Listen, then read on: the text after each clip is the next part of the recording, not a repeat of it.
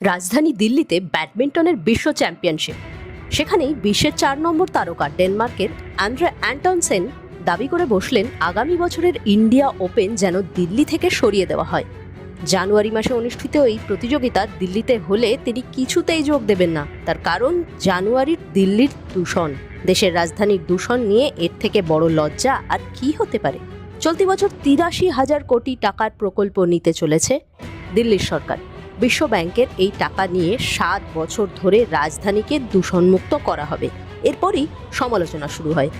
দিল্লির যে আইন ও পরিকাঠামো রয়েছে তাতে দেশের সরকারই দূষণ রোধে সক্ষম। তাহলে কেন বিদেশি মুদ্রা ধার করা হচ্ছে? বাস্তবে দিল্লি দূষণের বড় কারণ প্রচুর পরিমাণে পেট্রোল ডিজেল গাড়ি, সারা বছর ধরে চলা বিরাট বিরাট বিল্ডিং তৈরির কাজ, তার ধুলোবালি, শহর লাগোয়া এলাকায় খেতে নাড়া পোড়ানো। বাস্তবে গাড়ির উপর নিয়ন্ত্রণ রাজধানীতে অনেকদিন কার্যকর, নাড়া পোড়ানোও আয়ত্তে এসেছে। ফলে বড় বড় কনস্ট্রাকশনের জন্যই যে দিল্লিতে দূষণ নিয়ন্ত্রণের বাইরে চলে যাচ্ছে, এবার তা বুঝেছে রেখা গুপ্তার প্রশাসন। চলতি বছর ডিসেম্বরের 10 তারিখ থেকে পরের বছর 20 জানুয়ারি পর্যন্ত কোনো বড় কনস্ট্রাকশনের কাজ দিল্লিতে করা যাবে না। নির্দেশিকা জারি দিল্লি সরকারের। 500 স্কোয়ার মিটারের মধ্যে অর্থাৎ ব্যক্তিগত মালিকানাধীন বাড়িতে ছোটখাটো কাজ করায় ছাড় রয়েছে।